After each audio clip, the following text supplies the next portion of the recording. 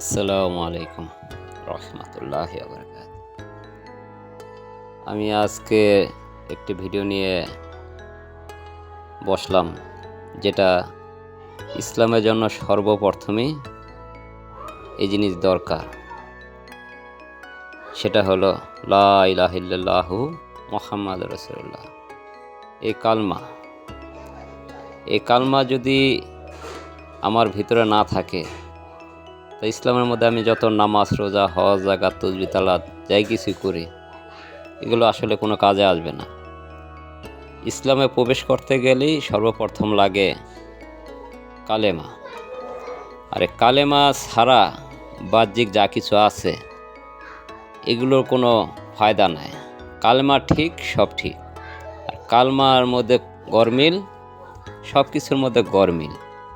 এই জন্য আসলে আমাদের সর্বপ্রথম কালেমাটা ঠিক করাই উত্তম। আর এই কালমার মধ্যে মেহনত করা সবার জন্যই উত্তম। যেমন রাসূল সাল্লাল্লাহু আলাইহি সাল্লাম সাহাবাদের উপরে মেহনত করছেন এই কালেমার ইমান, আমল, আকীদা কেমনে ঠিক করা যায়। আসলে আমাদের ওই জিন্দিগিটা কালমার উপরে চালাইতে না পারার কারণেই আমাদের জিন্দিগি এলোমেলো, বিভিন্ন ধরনের সমস্যা। এই জন্য আমার যেটা বুঝে ধরে যে জিন্দিগি শুরু করার সর্বপ্রথমেই আমার কালমা যদি ঠিক হয়ে যায়, তাহলে আমার জিন্দিগি সব ঠিক হয়ে যাব। এই জন্য রাসূল সাল্লাল্লাহু আলাইহি সাল্লাম বলছেন যে ইমান তাজকিয়া আগে ফরজ, আর এলেম ইবাদত পরে ফরজ। জন্য আমরা তার উল্টোর দিকে চলে গেছি। ইমান তাজকিয়ার মেহনত বাদ দিয়া এলেম ইবাদতের পিছনে লেগে গেছি। এই জন্য ইমান হলো কালেমা। কালমা আমার ঠিক না করে আমি এলেম কিভাবে পরিপূর্ণ হাফেজ হওয়া যায়, মুক্তি মুহাদ্দিস হওয়া যায়, এলেমের মধ্যে পড়ে গিয়া পরিপূর্ণ হন আমি ওই ইমান তাজকিয়ার মেহনত বাদ দিয়া এই জন্য ওই আবাদতও ঠাইসা করতেছি এবং কি এলেমও ঠাইসা শিখতেছি। এটা ধারা আমার জিন্দিগি পরিবর্তন হয় না। এটা ধারা আসে আমার ভিতরে আসে অহংকার। এই অহংকারের কারণেই আমার জন্য জাহান্নাম ধার্য করে রাখছে। এই জন্য ইমাম গাজ্জালী রহমতুল্লাহ বলছেন যে নফসের তাজকিয়া ছাড়া যে ব্যক্তি এলেম শিখে, তার ধারায় মানুষ এত ক্ষতিগ্রস্ত হয়। যেমন একটা ডাকাত দুটি ডাকাতি করতে আসে, আবার তার হাতে যদি একটা খোলা তরল হাতে উঠায় দেওয়া যায়, যেমন সে সমস্ত মানুষকে কোবায়া কাইটা সব তছনছ করে ফেলাইব, তার চেয়ে বেশি ক্ষতি হইব নফসের তাজকিয়া ছাড়া যে ব্যক্তি এলেম শিখে। এই জন্য এগুলো আসলে আমরা বুঝি না, কি ক্ষতি হয় এটা বুঝিও না, চিন্তাও করি না। এই জন্য আমাদের সবচেয়ে বড় জরুরি হলো নফসের তাজকিয়া হলো পবিত্রতা। এই জন্যই বলছে যে ইমান তাজকিয়া আগে ফরজ, এলেম ইবাদত পরে ফরজ। কেন এই কথা বলছেন? এই জন্য চিন্তার বিষয়, চিন্তা করা দরকার। এই জন্য কি আমরা এলেম শিখব না, ইবাদত করব না, এটা বাধা নাই। কিন্তু এই এলেম ইবাদতের পিছনে আমরা যেই জোরটা দেই, তার চেয়ে বেশি জোরটা দিতে হবে ইমান তাজকিয়ার মেহনতের উপর। তাহলে দেখবেন আমার ওই এলেমে ইবাদত সবই আমার উপকারে আসবে, ক্ষতি ছাড়া। এই জন্য সবার কাছে একটা বিনীত অনুরোধ হলো যে সবার কাছে একটা জিনিস, যে আমরা সর্বপ্রথম কালেমাটা ঠিক করে ফেলাই। কালেমাটা হলো কি? কালেমা হলো একটা গাছের শিকড়। গাছটা পুরা বড় হয়ে ঠাইলপালা হয়, এগুলো হলো নামাজ, রোজা, হজ, যাকাত, তাসবিহ, তালাত। ওখানে আমি গাছের শিকড় আমার ঠিক নাই, আমি ওই ঠাইলপালা নিয়ে ব্যস্ততার মধ্যে আছি। শিকড় যদি ঠিক না থাকে, তাহলে তো ঠাইলপালা সব ভাঙ্গা চুরমার হয়ে যাবে অথবা মরে যাব। এই জন্য সবার কাছে অনুরোধ যে আমার শিকড়টা ঠিক রাখি, তা যত বড় ঝড় তুফান আসুক না কেন আমাকে কেউ উতরে ফালাইতে পারবে না। এই জন্য সবার কাছে অনুরোধ যে কালমাটা আমরা ঠিক করে ফেলাই। এই জন্য রাসূল সাল্লাল্লাহু আলাইহি ওয়াসাল্লাম সাহাবা আজমাইনদের উপরে 13 থেকে 14 এবং 23 বছর পর্যন্ত ওই কালেমার মেহনত করে তাদেরকে ঈমান আকীদা ঠিক করছেন, তাজকিয়ার মেহনত করাইছেন, তাদের কলবের মধ্যে রব হাসিল করাইছেন। 14 বছর পর এসেছেন সালাত, তাই না ভাই? এই জন্য সবার কাছে অনুরোধ যে আমরা কলেমার প্রতি জোর দিই। এই জন্য রাসূল সাল্লাল্লাহু আলাইহি ওয়াসাল্লাম আরবি দেশের লোক ছিলেন, সাহাবা আজমাইনরাও আরবি দেশের লোক ছিলেন। এই জন্য কলমাটা বলার সাথে সাথেই তারা বুঝে গেছেন। এখন আমরা বাংলাদেশের মানুষ, তাহলে আমরা বাংলা ভালো বুঝি, কিন্তু কালমার যে সার্বিক অর্থটা, আরবি যে বাংলা যে ব্যাখ্যাটা, এটা তো আমাদের ভালোভাবে জানা দরকার। না হলে তো আমরা ওই মহা ক্ষতির মধ্যে পড়ে যাব। এই জন্য সবারই বাংলা ব্যাখ্যাটা জানা দরকার। যেমন আমরা যতটুকু জানি, অধিকাংশ মানুষই জানি যে লা ইলাহা ইল্লাল্লাহু মুহাম্মাদুর রাসূলুল্লাহ সাল্লাল্লাহু আলাইহি সাল্লাম। এই কালমার ব্যাখ্যা হলো আল্লাহ ছাড়া কোনো মাবুদ নাই, হযরত মুহাম্মদ সাল্লাল্লাহু আলাইহি সাল্লাম আল্লাহ পাকের বান্দা এবং রাসূল। আমি এটা বুঝে ধরে না যে আসলে এর আগেও ভিডিওতে আমি বলছিলাম যে লা ইলাহা ইল্লাল্লাহ, এখানে তো মাবুদ কোনো শব্দ নাই। আরবি যে বাংলা যে করা হয়েছে এটা তো মাবুদ কোনো শব্দ পাই নাই। এই জন্য লা অর্থ কি, ইলাহা অর্থ কি, ইল্লাল্লাহ অর্থ কি, এটা আমাদের দুটি ভাঙ্গা ব্যাখ্যা করে যদি বোঝানো হয় তাহলে আমাদেরটা কিছু বুঝে ধরতে পারে। যেমন আমিও একসময় এটাই বলছি যে আল্লাহ ছাড়া কোনো মাবুদ নাই, হযরত মুহাম্মদ সাল্লাল্লাহু আলাইহি সাল্লাম আল্লাহ পাকের বান্দা এবং রাসূল। এই কলমার এই সামান্য একটা ব্যাখ্যা দিয়া আমরা পুরা পৃথিবীতে মানুষ এটা বুঝতেছি এবং চলতেছি। কলমা যে বলছে যে 7 আসমান জমিন ভিতরে বাহিরে এক পাল্লায় দিবে আর কালেমা এক পাল্লায় দিবে, তার চেয়ে অধিক ভারী হবে কালমার পাল্লা। এটা তো একটা বস্তুর নাম, এটা তো কোনো মৌখিক শব্দ না এবং কি মৌখিক কোনো ভাষা না। এই জন্য সবার কাছে অনুরোধ যে আমরা মন দিয়ে কথাটা শুনি, যে দেখেন আমারও হয় কি না, আমারও ভুল হতে পারে, দেখেন ব্যাখ্যাটা কি হয় কি না। যে লা শব্দের অর্থ হলো না, নাই, আর ইলাহা শব্দ, আর ইল্লাল্লাহ শব্দ অর্থ আল্লাহ পাক আছেন। লা দিয়া সৃষ্টি জগৎটার অস্বীকার করছেন। আর ইলাহা শব্দটা কি এটা একটু পরে আসি। আমি লা ইলাহা ইল্লাল্লাহ এই জিনিসটা একটু ভাঙ্গা জিনিসটা বলি। ইলাহাটা আমি এখান থেকে সরাইয়া আল্লাহ পাকের যে গুণবাচক 99টা নাম আছে এক একটা করে নাম ঢুকাই। যে লা রাজ্জাকু ইল্লাল্লাহ, এর নাই কোনো রিজিক দেওয়ানে আল্লাহ ছাড়া। লা হাফিজু ইল্লাল্লাহ, নাই কোনো হেফাজত করনে আল্লাহ ছাড়া।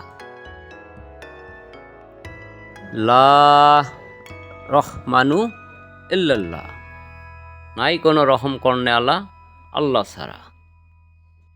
এইভাবে যদি আল্লাহ পাকে 99টা নাম এখানে ইলাহার মধ্যে এক এক করে ভরেন তাহলে আপনার এটা বাহ্যিক বোঝা যায় যে সবই আল্লাহ পাকের গুণবাচক নামগুলো এই ইলাহার মাধ্যমে বোঝানো হয়েছে।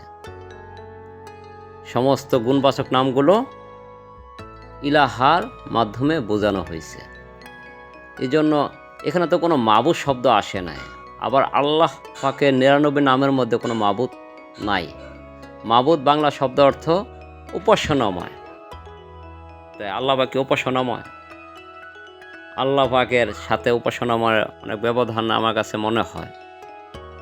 যাই হোক, ওখানে না যাই। মূলত আমার যেটা বুঝে ধরে যে এই ইলাহার শব্দ যে জিনিসটা বুঝেছে যে আল্লাহ পাকের 99 গুণবাচক নামগুলো আছে, এটা এখানে বোঝানো হয়েছে।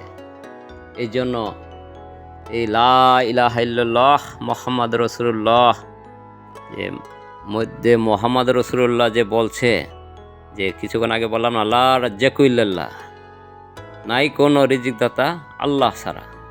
তা আল্লাহ পাক তো ওয়াদা করছেন রিজিক দেওয়া পালবেন। কিভাবে পালবেন? ওই যে লগের মোহাম্মদ রসুল্লাহ আছে না, মোহাম্মদ রসুল্লাহ সাল্লাহ সাল্লামের কামটা করলে আল্লাহ পাক রিজিক দেওয়া পালবেন। লা রাজ্জাকু ইল্লাল্লাহ, লা হাফিজু ইল্লাল্লাহ, নাই কোনো হেফাজত করেন আল্লাহ আল্লাহ ছাড়া।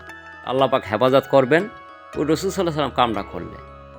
এভাবে দেখেন এক একটা কাজ দুটি সমস্ত এটার মধ্যে বুঝে ধরে যে ওই মোহাম্মদ রসুল্লাহ কামটা করলেই আল্লাহ পাক সমস্ত আপদ বিপদ সুখ দুঃখ এগুলো সমস্ত জিনিসগুলো আল্লাহ পাক আমাদেরকে কি দিবেন ওই মোহাম্মদ রসুল্লাহ কামটা করলে। আর লা ইলাহাটা আমার যদি বুঝে না ধরে তাহলে আমি কি পাবো যে আল্লাহ ছাড়া কোনো মাবুদ নাই, হযরত মুহাম্মদ সাল্লাল্লাহু আলাইহি ওয়াসাল্লাম আল্লাহ পাকের বান্দা এবং রাসূল। কিন্তু এরা ধারা আমারও এতটা বুঝে ধরে না। কিন্তু এই যে ব্যাখ্যা একটা একটা করে যদি নাম ঢোকান আল্লাহ পাকের গুণবাচক নাম, তাহলে দেখবেন সব একদম খোলাসা বুঝে ধরবে যে এই যে লা ইলাহার যে ব্যাখ্যা আল্লাহ পাকের যে গুণবাচক, যে জিনিসটা আমিও যে বুঝতাম না এখন যতটুকু বুঝে ধরছে যে লা ইলাহা যে এত ভারী জিনিস কেন বলছে আল্লাহ পাক। এই ভারীটা হলো কালমা, এই কালেমার মধ্যে যা আছে পুরা কোরআন শরীফ হাদিস শরীফের মধ্যে তা আছে। এই কালমার ব্যাখ্যা দিতে দিতেই অথবা কালমার দাওয়াত দিতে দিতেই কোরআন শরীফ নাজিল হয়েছে। কোরআন শরীফ আগে নাজিল হয় নাই, এই কালমাটা আগে আসছে। আর এই কালমা সমস্ত নবী রাসূলরা এসে কালমার দাওয়াত দিচ্ছেন। আর এই কালমার দাওয়াতের ধারাই এই রাসূল সাল্লাল্লাহু আলাইহি সাল্লামের কাছে এই কোরআন নাজিল হয়েছে। এই জন্য কোরআন আগে এসে কালেমা। এই জন্য দেখেন 5টা কথা বলা হয়, কালেমা, নামাজ, রোজা, হজ, যাকাত, তাই না?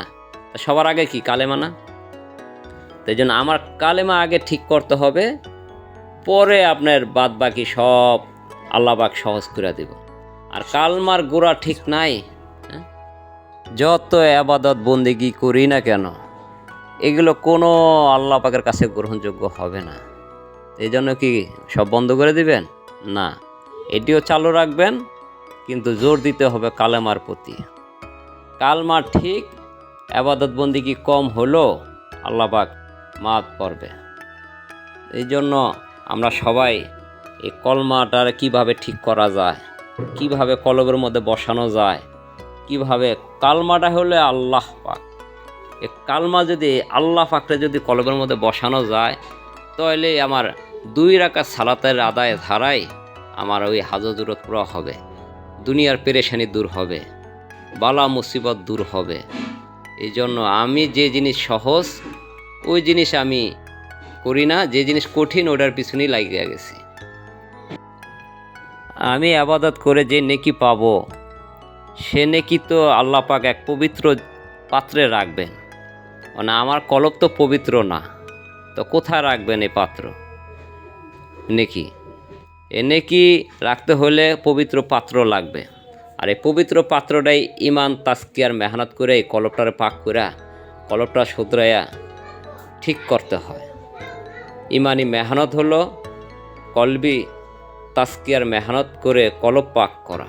এই কলব পাক হলেই ওই আল্লাহ পাক আমার ভিতরে নূর দিবেন, এলেম দিবেন, গাইবি এলেম, যেটা আমি কালেমার হাকিকত, দুনিয়ার হাকিকত, নস কলবের পরিচয়, আল্লাহ পাক জাত সিফাতের পরিচয় সবই আমার সামনে আল্লাহ পাক খুলে দিবেন যদি আমার কলব পাক হয়ে যায়। ভাই, রাসূল সাল্লাল্লাহু আলাইহি সাল্লাম সাহাবাজমানদের উপরে যেভাবে মেহনত করে তাদেরকে আল্লাহ রব হাসিল করাইছেন, আমাদেরকেও সেভাবে মেহনত করেই কষ্ট কুরবানি করে নফসে তাজকিয়ার মেহনত করে কষ্ট কুরবানি করেই ওই আল্লাহ হাসিল করতে হইব। নিজের মন গড়া মতন ওই এলেম কালাম শিখে তারপরে বিভিন্ন ধরনের নিজের মাসলা মাসাল তৈরি করে রসুলের সুন্নত বাদ দিয়া জিন্দিগি চালায়া কখনো আল্লাহ হাসিল করা সম্ভব না। আমরা সুন্নত ধরছি কোনটা? দাড়ি, টুপি, লম্বা জুব্বা, সুরমা, আতর, দস্তর বিছায় খানা খাওয়া, তাই না? এইগুলো ধরছি, সহজগুলো। কঠিনটার নামও উল্লেখ করি না মুখ দিয়া, আদতে উল্লেখও করি তা আমলের ধারে কাছেও নাই। এই জন্য রসুল সাল্লাহ সাল্লাম খানা খাইছেন একবেলা। হাদিস শরীফে আছে যে রসুল সাল্লাহ সাল্লাম সকালে খাইলে বিকালে খান নাই, বিকালে খাইলে সকালে খান নাই। তো একবেলা খানা খাইছেন নষ্ট ঠিক করার লেগা, আর আমি 3 বেলা ঠাইসা খাই তো খাই, আবার সারাদিন গরুর মতন মুখ চলে। তা পেট ভরা উদর ভরা খানা খায়া এলেম কালাম যায় মইরা ঘুমায়া, ভোকা ভাকার ধারায় এলেম হাসিল হয়। আমি কয় বেলা না খায়া রয়েছি, কয় বেলা বোকা বাঁকা রয়েছি। এই জন্য রসুল সাল্লাহ সাল্লামের সুন্নত মানতে হলে রসুল সাল্লাহ সাল্লাম যেখান থেকে শুরু করেছেন, যেইভাবে করেছেন, যেখানে নিয়ে শেষ করেছেন, আমাকেও সেখান থেকে শুরু করা, সেইভাবে করা, সেখানে নিয়ে শেষ করা। তাহলে রসুলের হুবহুব ইত্তেবা এবং সুন্নত মানে পরিপূর্ণ তার মানা হবে। না হলে আমি ওই মাঝখান থেকে ধরলাম, তাহলে কিন্তু হবে না। সে যেখান থেকে শুরু করছে আমারও সেখান থেকে শুরু করতে হবে। রসুল সাল্লাহ সাল্লাম দাওয়াত দিয়েছেন কালেমার, আর আমি দাওয়াত দিই হলো নামাজের। আহেন ভাই নামাজ পড়ে, আহেন ভাই নামাজ পড়ে। কিন্তু কালেমার দাওয়াত, ইমান আকিদা ঠিক হওয়ার মেহনত, এদিকে আমি দাওয়াত দিই না। কিন্তু রসুল সাল্লাহ সাল্লাম যেখান থেকে শুরু করছেন আমারও সেখান থেকে শুরু করতে হবে। রসুল সাল্লাহ সাল্লাম যেভাবে মেহনতটা করছেন আমাকেও সেভাবে মেহনতটা করতে হবে, এবং যেখান নিয়ে শেষ করছেন আমাকেও সেখান নিয়ে শেষ করতে হবে। এটাই হলো রসুলের ইত্তেবা, রসুলের সুন্নত। ভাই, আপনাদের কাছে বিনীত অনুরোধ যে আমার কথাগুলো যদি আপনাদের কাছে একটু হলেও ভালো লাগে, তাহলে আমরা এই কলমার প্রতি জোর দিই এবং কলমার মেহনত করে, ইমান তাজকিয়ার মেহনত করে, কলব পাক করার পিছনে লেগা, কলব কীভাবে শুধরানো যায়, কলব কীভাবে পাক করা যায়, কলব পাক হলেই বাদবাকি সব কাজগুলো আল্লাহ পাক আমাকে সহজ করে দিব। এটাই আমার কথা, এবং রসুলের কথার অনুযায়ী আমি কথাগুলো বললাম। তারপর যদি আমার এখানে ভুল ত্রুটি হয়ে থাকে তাহলে আমার কমেন্টে জানিয়ে দিবেন। আসসালামু আলাইকুম রহমতুল্লাহি ওয়া বারাকাতুহু।